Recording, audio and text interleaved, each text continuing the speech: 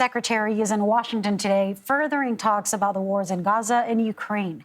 David Cameron met with the Secretary of State Antony Blinken this morning and reiterated the importance of Congress passing the multi-billion-dollar aid package for Ukraine. Good morning, everyone.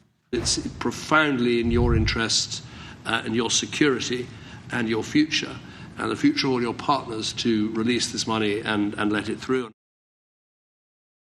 CBS News intelligence and national security reporter Olivia Gazis has more from Washington. Olivia, what came from the meeting today?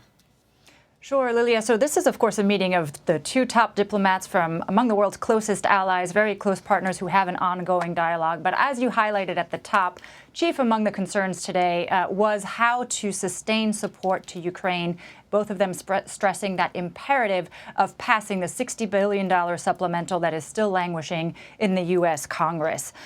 The foreign secretary said that in order for Ukraine to reverse the losses that it sustained on the battlefield and reinvigorate its defenses against Russia, that is an absolutely essential piece of aid. They also, of course, discussed developments in Gaza and Israel, both of them acknowledging that some initial steps had been taken by the Israeli government to boost the amount of humanitarian aid getting into the enclave, but that more and more sustained actions are going to be necessary. Crucial among them, opening up new crossings for aid to get through and establishing that deconfliction cell to better coordinate with aid groups who are distributing that desperately needed aid across Gaza. Question, does Cameron's message have any impact on Congress and on lawmakers who are holding that aid?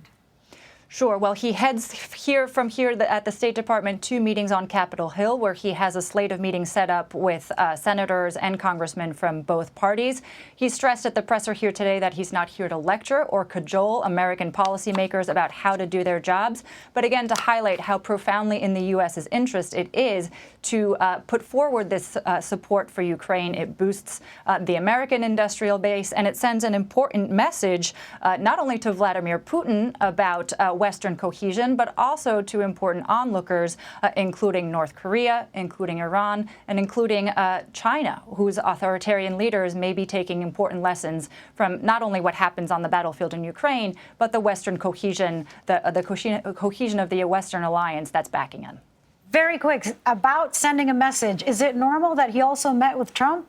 Is that something that was to be expected before I let you go? He did stress that that was an important precedent. He had previously met with Senator Romney, with Senator Obama in previous years. He highlighted that Blinken had taken meetings with the British opposition leader, but he did not betray a whole lot of detail from his meeting with Mr. Trump, saying that it was private, and they discussed a range of international issues. Got it. Olivia, thanks so much.